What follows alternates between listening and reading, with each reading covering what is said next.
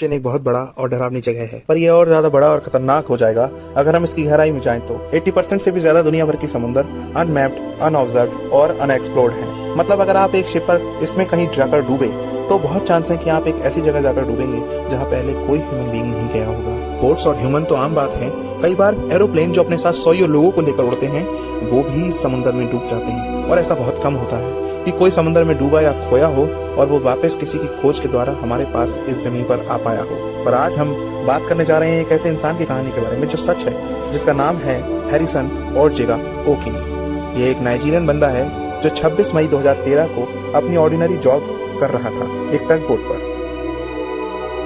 Nigeria के coast से लगभग 25 किलोमीटर दूर गल्फ ऑफ गिनी में वह टग बोट पर काम कर रहे थे, जिसमें वो एक ऑयल टैंकर को इस रफ सी में स्टेबल करने की कोशिश कर रहे थे।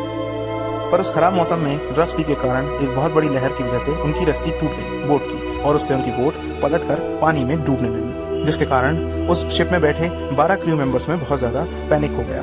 पैनिक होने की सबसे बड़ी वजह ये थी कि ये लोग एक अपने कैबिन में लॉक थे, क्योंकि पायरेट्स का अटैक होने की संभावना रहती है। पर किस्मत ये खराबी थी कि उनके कैबिन के अंदर बाढ़ आने लगी, और जिस व्यक्ति की हम बात कर रहे हैं वो उस हादसे से कुछ देर पहले ही बाथरूम में गया था, वो भी सिर्फ अंडरवेयर में।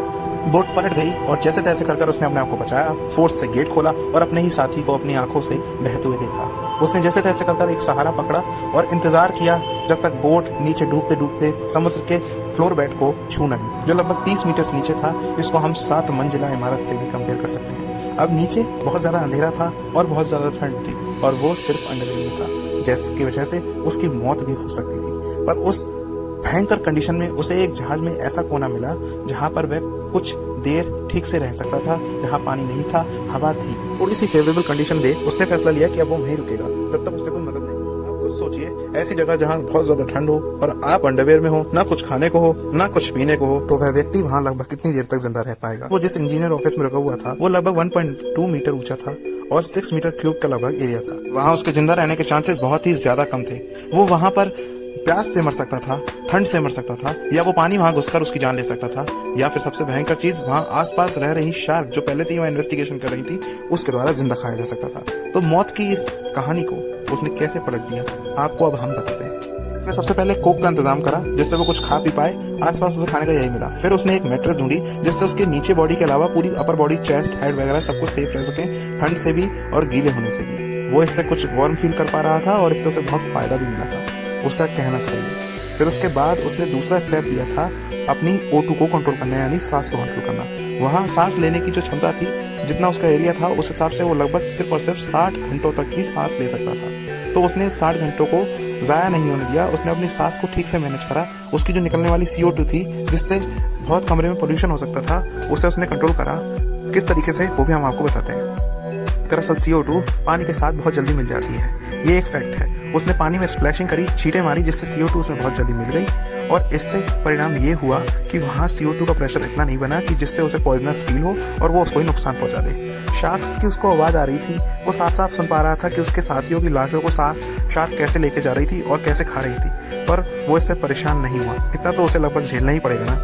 खैर, इस मुश्किल समय के बाद जब उसकी ऑक्सीजन लेवल धीरे धीरे घट रही थी, उसको सांस लेने में दिक्कत हो पा रही थी, तो ऑक्सीजन खत्म होने के कम से कम 2 घंटे पहले उसे फाइनली आवाज आई, नॉक नॉक नॉक, जो कि डाइवर्स थे, जो वहीं के एक लीडर के द्वारा भेजे गए थे। उनको यकीन नहीं था कि नीचे कोई जिंदा आदमी मिलेगा भी। वो सोच रहे थे कि कोई लाश मिल जाए, वो भी बहुत बड़ी बात होगी, पर उसने सोच लिया कि यही समय है अभी एक्ट करने का। उसने वापस नॉक नॉक किया, जिससे वो ड्राइवर समझे।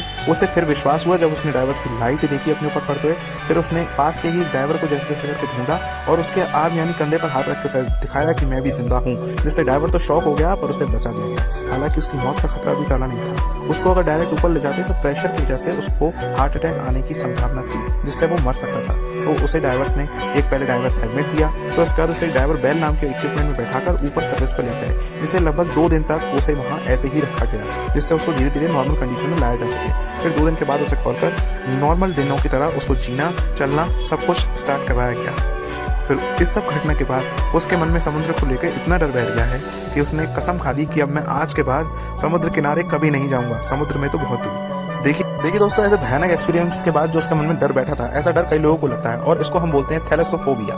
ऐसे डर को अगर आपको भी लगता है या आपके किसी जानने वाले को लगता है तो हमें कमेंट्स में जरूर बताएं। Thank you.